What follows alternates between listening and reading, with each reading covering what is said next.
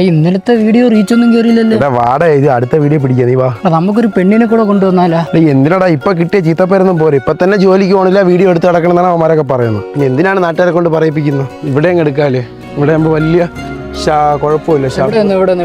പെട്ടുണ്ട് fry നോക്കട്ടെ. നീ ഒന്ന് ഈ സ്റ്റാൻഡ് സെറ്റ് ചെയ്താണ്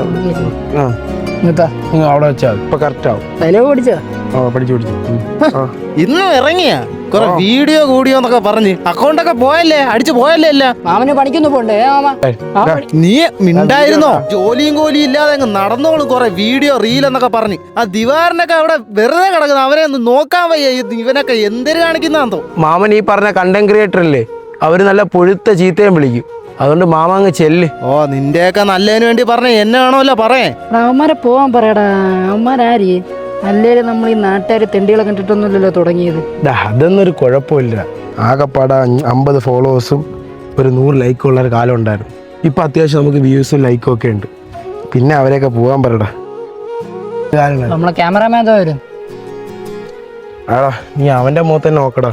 അവ എന്നും വന്ന് ക്യാമറയുടെ പിറകിൽ നിന്ന് വീഡിയോ എടുത്തിട്ടോ ക്യാമറയുടെ ഫ്രണ്ടിൽ നിന്ന് അഭിനയിച്ചുവാണെങ്കിൽ 10 രൂപ ഷോ കാണിക്കാം. എല്ലാവർക്കും ഓരോ പ്രതീക്ഷ ഉണ്ട്, അല്ലെങ്കിൽ നാളെ രക്ഷപ്പെടും.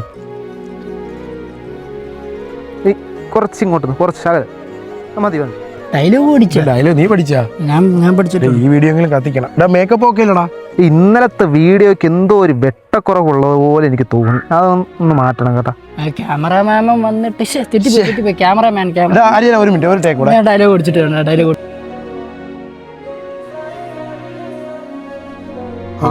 ഇത് ഓക്കെ റീടേക്ക് കൊണ്ടല്ലേ? വേണ്ട, ഇത് റീടേക്ക് വെട്ടമുണ്ട്, അത്യാവശ്യം വെട്ടമുണ്ട്. മൂക്കൊന്നും കിട്ടില്ല.